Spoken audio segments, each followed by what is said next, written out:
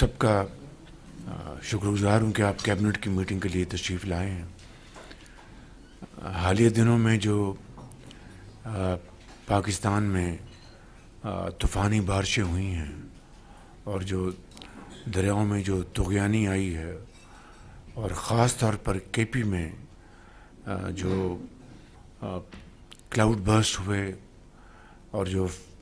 Flash floods آئے، اس سے بے پناہ جانی نقصان ہوا ہے اور مالی نقصان ہوا ہے۔ ابھی ہم 2 دن پہلے گئے تھے بنیر میں، اور وہاں پر بے پناہ جانی اور مالی نقصان ہوا۔ اسی طرح سوات میں، سوابی میں، مانچیرا میں، شانگلہ میں، اور اس حوالے سے وفاقی حکومت نے مل کر صوبائی حکومتوں سے بھرپور اس میں ہاتھ بٹایا ہے اور بھرپور خلوص کے ساتھ تعاون کیا ہے۔ اس میں ہمارے جو وزیر منسٹر آف پاور لغاری صاحب، منسٹر آف کمیونیکیشن خان صاحب، اور سیکرٹریز، اور اس کے علاوہ انفارمیشن منسٹر نے پوری طرح جو یہ کاوشیں ہوتی رہیں اس کو اجاگر کیا۔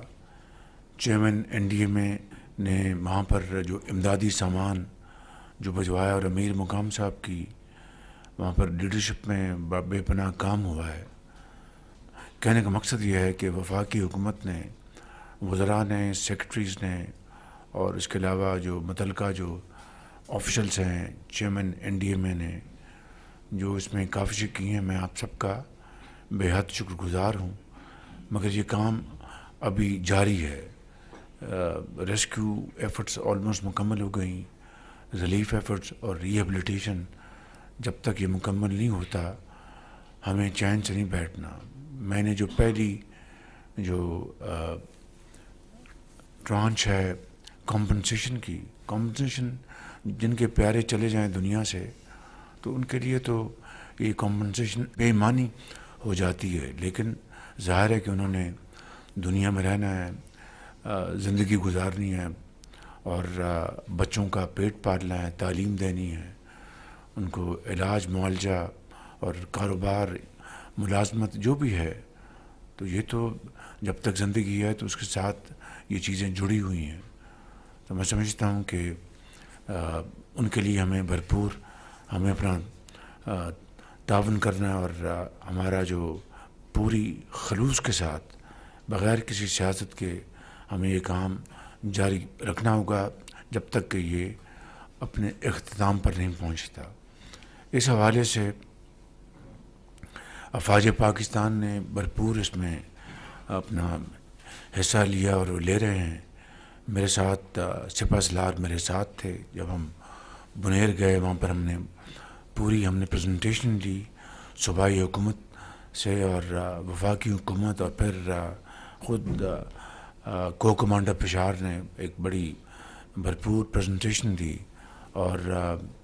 سپہ سالار اس کام کے لیے خود لیڈ کر رہے ہیں، اور افواج پاکستان نے، پاکستان آرمی نے جگہ جگہ پہنچ کر، مشکل ترین علاقوں میں پہنچ کر انہوں نے وہاں پر لوگوں کو ریسکیو کیا، وہاں پر ان کو نکالا پانی سے،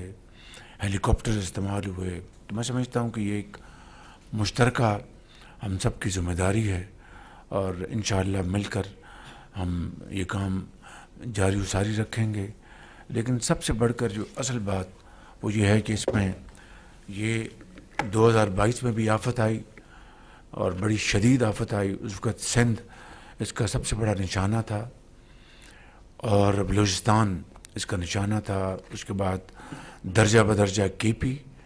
اور پھر پنجاب میں 1-1.5 ضلع تھے جنوبی پنجاب میں، اور سندھ میں سب سے زیادہ تباہی ہوئی تھی۔ آپ اس سے اندازہ کر لیں کہ اتنی تباہی کے باوجود صرف 100 اموات ہوئیں، اور اس مرتبہ ٹوٹل پاکستان میں 700 سے زیادہ اموات ہوئی ہیں، اور صرف کے پی میں 400 سے زیادہ اموات ہوئی ہیں۔ اس کی وجہ یہ ہے کہ جب پہاڑوں سے وہ